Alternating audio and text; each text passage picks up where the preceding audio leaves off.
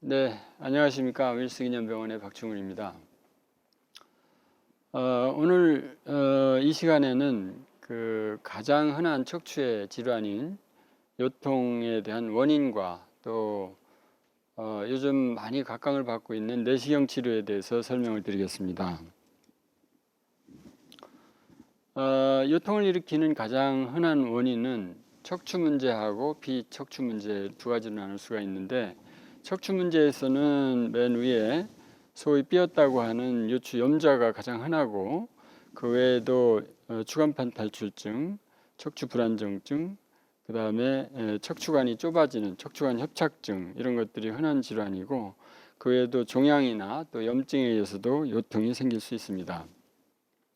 그 다음에 척추 외적 요인으로 보면은 복부의 후반 쪽에 있는 콩팥이라든가 요관 쪽에 암이라든가 요석, 또 이런 것들이 있을 때라든가 동맥경화, 또 어떤 경우는 노이로제에 의한 그 요추통증도 있을 수가 있습니다. 요통에 대해서 이해하기 위해서 척추를 먼저 구조를 보면은 그림에서 보다시피 옆에서 보면은 S자를 두 개를 겹쳐 놓은 것 같은 그런 구조를 하고 있습니다. 그래서 목 쪽을 경추라고 그러고 허리를 요추라고 그러죠. 그리고 디스크의 구조를 보면은 디스크는 이와 같이 뼈와 뼈 사이에 마치 그 방석처럼 위치해 있으면서 다리에서부터 올라오는 충격을 뇌 쪽으로 전달이 되지 않게끔 혹은 최소한으로 전달되게끔 완충을 하는 그런 역할을 하고 있고요. 단면을 보면은 이와 같이 마치 타이어를 이렇게 연상할 수 있는데, 타이어 속에 젤리가 들어있는 그런 구조를 하고 있다고 보면 됩니다. 그래서 디스크 탈출증이란 어떤 병이냐면, 이것이 타이어가 있고 그 속에 수액이 있는데 타이어의 벽이 이렇게 찢어져 가지고 밖으로 수액이 빠져나와서 뒤로 지나가는 신경을 압박하고 있는 병을 추간판 탈출증이라고 그러고, 일반적으로 여러 가지 말로 이렇게 통용되고 있습니다. 그러면 디스크 탈출증이 어떤 자세에서 잘 생기는지를 여러분들이 잘 알으셔야만 디스크가 생기지 않도록 생활을 할 수가 있습니다. 디스크 탈출증은 전굴 회전이라고 되어 있죠.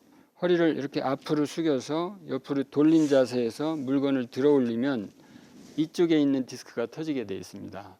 그렇기 때문에 물건을 들어 올릴 때는 여기에 예를 들어 물건이 있다 그러면 몸을 돌려서 무릎을 굽혀서 물건을 들어 올리고 무릎으로 들어 올리는 그런 자세를 취해야지, 이걸 몸은 이렇게 놔두고 허리를 돌려서 이렇게 해서 허리로 들어 올리게 되면 디스크가 터질 확률이 굉장히 높아지는 겁니다. 이래서 올바른 자세가 굉장히 중요하다는 말씀을 드립니다. 그다음에 이제 요통이 나타났을 때는 일반적으로 약물 치료와 물리 치료, 도수 치료 이런 것들 초기 단계 치료를 먼저 하고, 그걸 했을 때도 듣지 않을 경우는 주사 치료라든가 또 신경 차단술, 그리고 요새는 이제 신경 성형술도 시행을 하고 있는데 그런 걸 해볼 수가 있고, 그래도 안 들을 경우에만 이제 어떤 수술적인 치료를 하게 됩니다. 그럼 수술이 필요한 경우는 어떤 경우냐? 알아둘 필요가 있겠죠, 당연히. 그 비수술 치료, 아까 얘기했던 물리치료라든가 주사치료 이런 것들을 4주 이상 했는데도 통증이 가라앉지 않는 경우, 그 다음에 그 요통이라든가 방사통이 심하게 반복적으로 재발하는 경우, 그 다음에 마미총의 그 압박 증상, 다시 말하면 괄약근이 풀린다든가 뭐 이런 요실금 이런 것들이 있다든가, 또 사두근의 마비라든가 발목 하수, 아까 말씀드렸던 그런 증상들이 있을 때는 수술이 필요한 경우에 해당되겠습니다. 수술적 치료의 일반적인 원칙은 꼭 필요한 경우만 수술을 해야 된다, 그런 얘기고요. 왜냐하면은 요통 환자의 90% 이상은 대개는 뭐 비수술적인 치료로 다 해결된다라는 그런 겁니다. 근데 꼭 알아두셔야 될 거는, 수술적 치료를 너무 빨리 하는 건 문제가 있죠. 말씀드렸다시피 90% 이상은 비수술로 치료가 되니까. 근데 거꾸로 수술 시기가 너무 늦어지는 것도 문제가 됩니다. 다시 말하면 신경마비가 와서 이거 빨리 해줘야 되는데 그거를 이제 무섭다 뭐 여러 가지 이유로 이제 안 하게 되면 신경마비가 고착화되는 거죠. 그렇게 되면 나중에 수술해도 마비가 풀어지질 않고 영원히 그 죽을 때까지 장애를 갖고 살아야 되는 그런 문제가 있기 때문에 수술 시기가 너무 늦어지는 것도 문제가 있다는 겁니다. 그래서 수술 방법은 크게 이제 두 가지로 나눈다 그랬죠. 양방향 내시경 같은 감압 수술이 있고 또 고정 수술이 있는데 지금은 이제 양방향 내시경 수술을 설명을 드리려고 하는데 이 양방향 내시경 수술은 그 통로가 두 개입니다. 아까 말씀드렸다시피. 그래서 두 개를 뚫어서 한쪽은 스콥 비디오가 들어가고 다른 한쪽은 기구가 들어가서 안에 있는 뭐 뼈도 제거하고 디스크도 제거하고 이렇게 해서 신경 눌리는 것을 풀어주는 그런 수술입니다. 수술 전후 사진을 보면은 수술 전에 이렇게 디스크가 많이 돌출되어 있는 상황인데 양방향 내시경 수술을 해서 디스크를 깔끔하게 제거한 그런 사진이고 여기가 제거한 디스크 조각들입니다. 그다음에 이제 지금은 이제 그 연부 조직 디스크가 튀어나왔을 때 한 수술이고 지금은 이제 척추관 협착증이 있을 때 척추관 협착증은 발생되는 그 어떤 병리학적 그 기전을 보면은 척추뼈가 이렇게 자라나오고 인대가 두꺼워지고 앞쪽에서 디스크가 밀려 나오면서 신경관이 좁아지는 그런 것은 이제 척추관 협착증이라고 합니다. 근데 이런 경우에도 이 사진에서 보다시피 이렇게 신경을 많이 누르고 있던 디스크와 뼈 인대 부분을 깔끔하게 제거를 해서 신경관이 이렇게 넓혀져 있는 것을 볼 수 있죠. 이런 방식으로 수술이 더 발전이 됐습니다.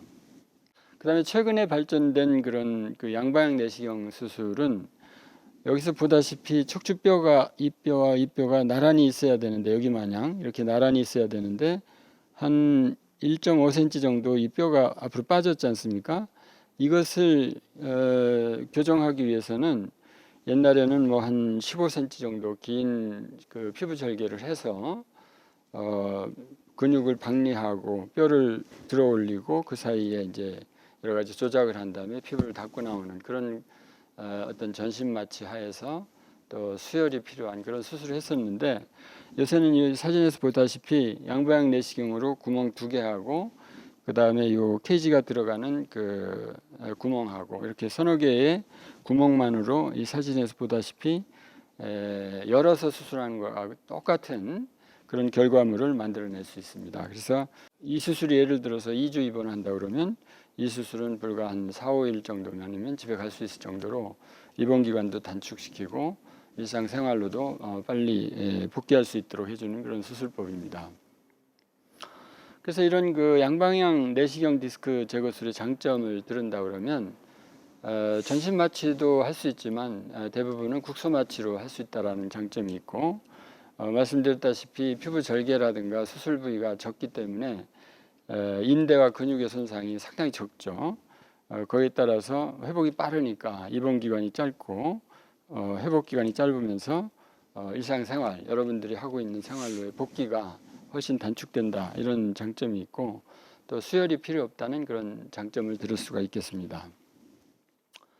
지금까지 이제 요통의 원인과 치료에 대해서 전반적인 걸 살펴봤는데요. 역시 가장 중요한 것은 예방이겠죠. 요통을 예방하는 것이 가장 중요한데 여기 보다시피 이제 올바른 자세, 규칙적인 운동, 또 운동 전에 스트레칭이라든가 금연, 체중 조절 이런 것들이 다 중요한데 역시 가장 중요한 것은 올바른 자세와 규칙적인 운동입니다. 여러분들이 이 두 가지를 잘 지켜서 허리 통증 없는 그런 행복한 건강한 생활을 하시기를 바랍니다. 감사합니다.